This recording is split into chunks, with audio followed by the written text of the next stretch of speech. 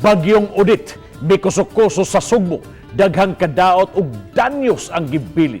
Daghang mga poste sa kuryente ug mga kahoy nga tumba samtang daghang mga bay patigayon usab ang nangagusbat. Ano ang report ni Femery Dumabo.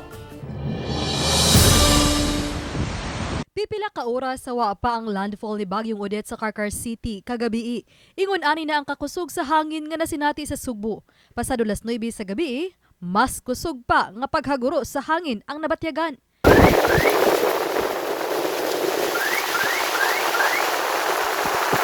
Human ang halos 2 ka oras nga pagkusukoso ni Bagyong Odette, kinina ang mga gibiling danyos.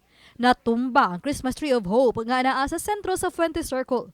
Natumba nga mga punuan sa kahoy ug pipila ka bahin sa mga establishmento nga nangahulog ug nakaali sa Osmeña Boulevard.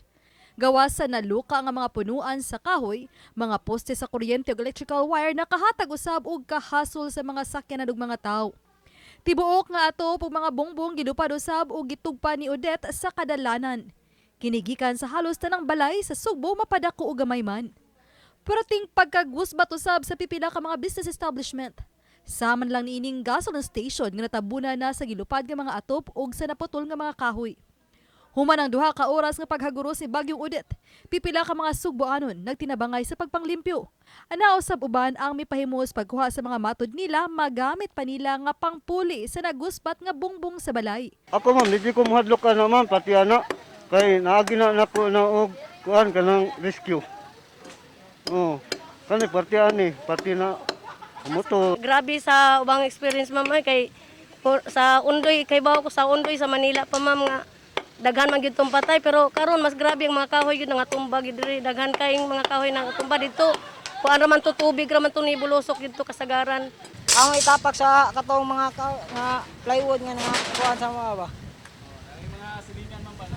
Katong mga silingan sa mga guba sa dilang kuan bongbong amo sang kuan ba. Amo sa ipanghatag. Oh, ana biyang Ginoo, share your blessing. Sa Talisay City, naguba kining pipila ka buhatan sud sa City Hall. Susama na ghost town ug halos tanang balay ug establishmento ang nagusbat usab. Dinamagian kining daan sa Cebu South Coastal Road nga padung sa Southern Cebu kay halos tanang poste sa kuryente na nga tumba na.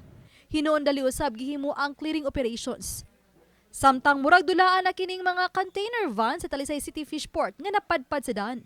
Napay uban niini nga naa sa compound sa port nga peligro pang mahulog. Sa yuning kabuntagon gipistahan sa pipila ka mga tawo dinhi sa South Road Properties. Human sa pagkusukuso sa Bagyong Odette kagabi, kining mga nasangad nga tugboat o sa karoro dinhi sa may seaside sa South Road Properties. Usa sa gidudahan mao ang pagdako sa tubig dagat ug ang pagkusog sa balud. Wala. Na pagkabuntag mata na mo na nakita na mo diri nga abot na diha. Tungod sa bagyo nga Odette. Niyaw sa ilaing tugboat ang napadpad duol sa Soroyanan dinhi sa SRP. Uban ni Cleofer Lumayag ug Rod Prado. Ako si Femery Dumabok. Balitang Bisdak.